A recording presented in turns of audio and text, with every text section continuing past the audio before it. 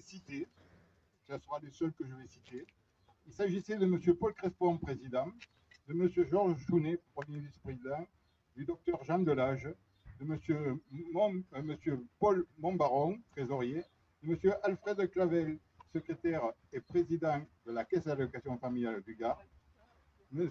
Émile Boissière, Mme Cécile Vigne, M. le Dr Robert Bonal, M. Georges Bonnet, Mademoiselle Suzanne Legal, Mademoiselle Suzanne Reboul et M. Louis Trichot. Je leur rends ici un vibrant hommage, ainsi qu'à ceux qui ont su, avec rigueur et sagesse, accomplir les missions qui leur ont été confiées par les autorités de tutelle, ARS et conseil départemental, c'est-à-dire de promouvoir toute action en faveur des personnes en situation de handicap et de collaborer ou de participer à toute action similaire.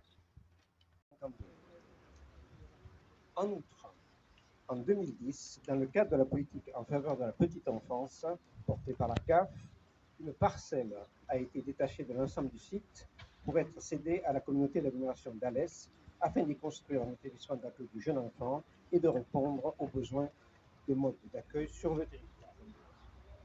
Ce projet, porté avec détermination, je dirais, par les membres de l'association Artes, illustre à merveille ce que nous pouvons accomplir ensemble, et je le redis, collectivités, institutions et partenaires locaux, au service des enfants, mais aussi des familles. Solidarité sur ce territoire. Nous en parlions avec quelques-uns juste avant de commencer ces discours. Tu le retraçais à travers ces 77 années d'action, de bénévoles, d'éducateurs, de l'administration. Je salue le directeur général qui se cache là, pour les grands aussi, et toute son équipe avec lui. C'est un projet essentiel. Nous avons la chance sur ce territoire de bénéficier effectivement d'associations très très investies. Quoi de plus noble que de s'occuper des plus faibles d'entre nous?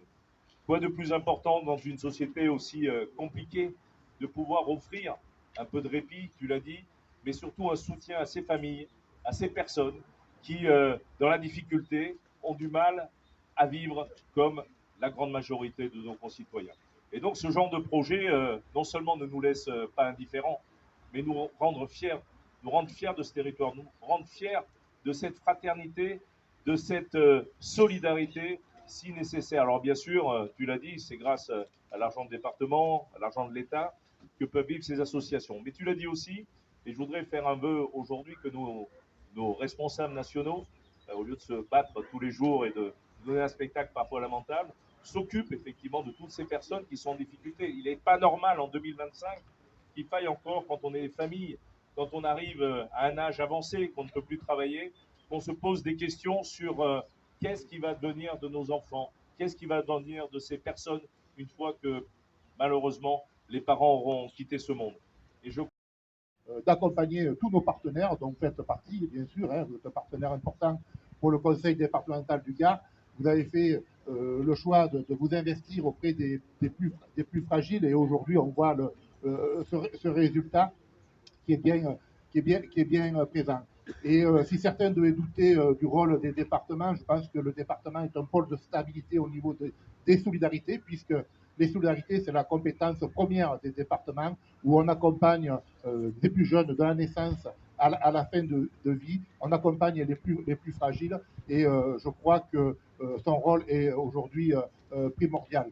Vous l'avez rappelé, Monsieur le maire, Monsieur le président, c'est vrai que dans un contexte politique difficile, dans un contexte social difficile, dans un contexte économique difficile, il est bon qu'il y ait des structures qui puissent accompagner les personnes les plus fragiles, qu'il y ait ces collectivités que sont les départements pour accompagner ces partenaires, parce que aujourd'hui, même si j'ai le regret de dire que les départements ne prélèvent plus l'impôt, pour certains ça peut leur faire plaisir, pour d'autres, nous qui sommes des élus, c'est aussi une marge de manœuvre qu'on n'a plus.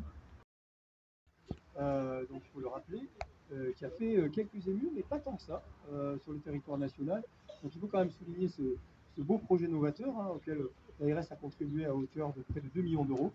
Donc effectivement, c'est un projet qui vise à privilégier les personnes qui ont un lourd handicap et qui vise à faire en sorte qu'ils restent à domicile.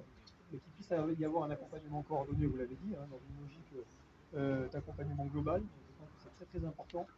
Et vous avez démontré à travers ce projet aussi les coopérations qui peuvent exister entre les différents services, mais aussi au sein de la cité, comme on peut dire.